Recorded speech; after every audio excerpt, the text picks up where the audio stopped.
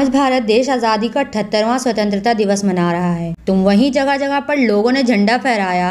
तो वहीं वसई विरार मनपा में मनपा मुख्यालय के आयुक्त अनिल पवार ने झंडारोहण कर तिरंगे झंडे को सलामी दी। तो वहीं स्कूल के बच्चों ने राष्ट्रगान गाकर सांस्कृतिक व देशभक्ति के नारे लगाकर तिरंगे झंडे को सलामी दी। इस मौके पर मनपा के समस्त अधिकारी व कर्मचारी भी उपस्थित रहे। तो वहीं पुलिस भी उपस्थित नजर आई। तो वहीं कई राजनीतिक पार्टियों के जनप्रतिनिधि भी उपस्थित नजर आए। तो वहीं आज 78वें स्वतंत्रता दिवस के मौके पर वसई विरार शहर महानगर पालिका पत्रकार कक्ष का उद्घाटन भी किया गया, जिसका उद्घाटन नालासोपारा विधायक क्षितिज ठाकुर के हाथों फीता काट कर किया गया। तो वहीं वसई विरार के लोगों के लिए महानगर पालिका की इलेक्ट्रिक बसों का उद्घाटन भी किया गया, जिससे जनता को राहत मिले और वसई विरार प्रदूषण मुक्त रहे। वहीं इस मौके पर बहुजन विकास अघाड़ी के शिल्पकार हितेंद्र ठाकुर, युवा विधायक क्षितिज ठाकुर, प्रथम महापौर राजीव पाटिल व कई गणमान्य लोग भी उपस्थित रहे। पेश है विरार की यह एक रिपोर्ट।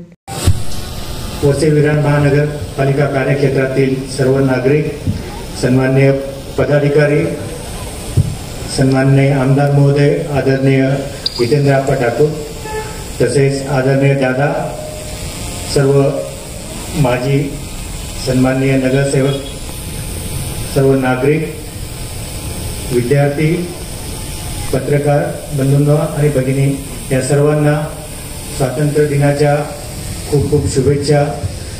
आज आपण 78वा स्वातंत्र्य दिन साजरा करतोय।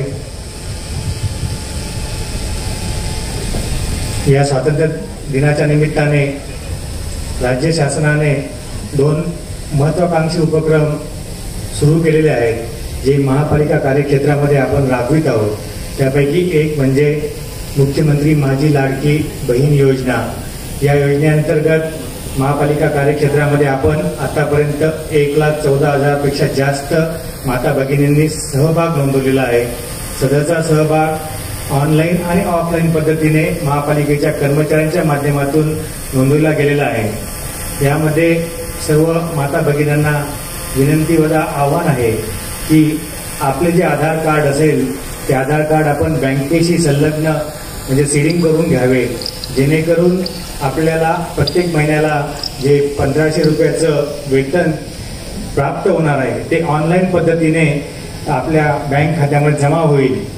तसं बघितलं असता फक्त आपल्या या महापालिका कार्यक्षेत्रामध्ये साधारणतः 28,000 माता भगिनींचंच आधार कार्ड हे बँकेशी संलग्न झालेलं आहे। त्यामुळे इतर उर्वरित माता भगिनींनाही विनंती आहे की त्यांनी उद्याच आपले आधार कार्ड हे आपल्या बँक अकाउंटशी संलग्न म्हणजे सीडिंग करून घ्यावं।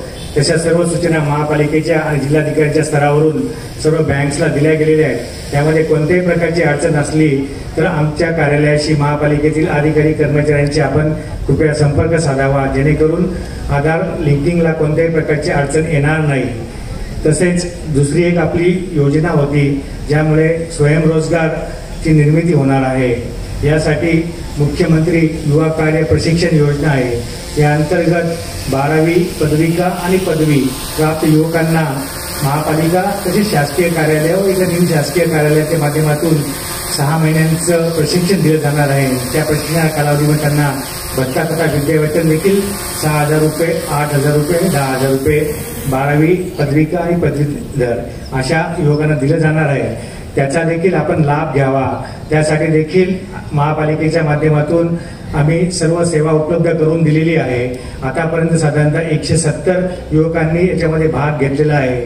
अजून पण माझं सर्व युवकांना आव्हान आहे की यामध्ये आपण जास्तीत जास्त भाग नोंदवावा, जेणेकरून आपल्याला महापालिकेच्या ज्या वेगवेगळ्या विभाग आहेत त्यांच्या माध्यमातून प्रशिक्षण दिलं जाईल आणि त्याचा उपयोग आपल्याला स्वयंरोजगाराकरता होईल, अशी या ठिकाणी माझी सर्व युवकांना आव्हान आहे।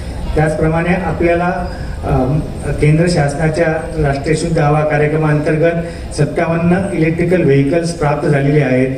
त्यापैकी आज आपण 10 व्हेकल्सचं मान्यवरांच्या, आमदार महोदयांच्या, आप्पांच्या आणि दादांच्या आणि सर्व मान्यवरांच्या हस्ते आपण लोकार्पण करणार आहोत। तसंच पत्रकारांनी सर्व आमदार महोदयांना, आप्पांना सर्वांना विनंती केली होती की पत्रकार कक्ष असावा।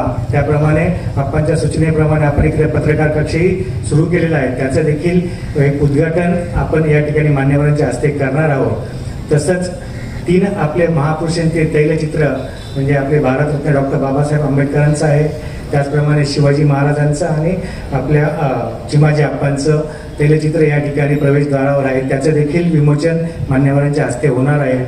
त्याचप्रमाणे आपण या ठिकाणी वसई विरार महापालिका कार्यक्षेत्रामध्ये 8 आपण आयुष्यमान आरोग्य मंदिराचं देखील आज लोकार्पण तथा नागरिकांच्या आरोग्य सेवेसाठी आपण सुरुवात करणार आहोत आणि वंदनीय हिंदुहृदय सम्राट बाळासाहेब ठाकरे आपला दवाखाना याचे देखील 3 ठिकाणी आपण याचं नागरिकांच्या सेवेसाठी आपण आजपासून कार्यान्वित करणार आहोत। या सर्व गोष्टींचा नागरिकांनी लाभ घ्यावा असे या ठिकाणी आवाहन करतो आणि थांबतो। जय हिंद, जय महाराष्ट्र।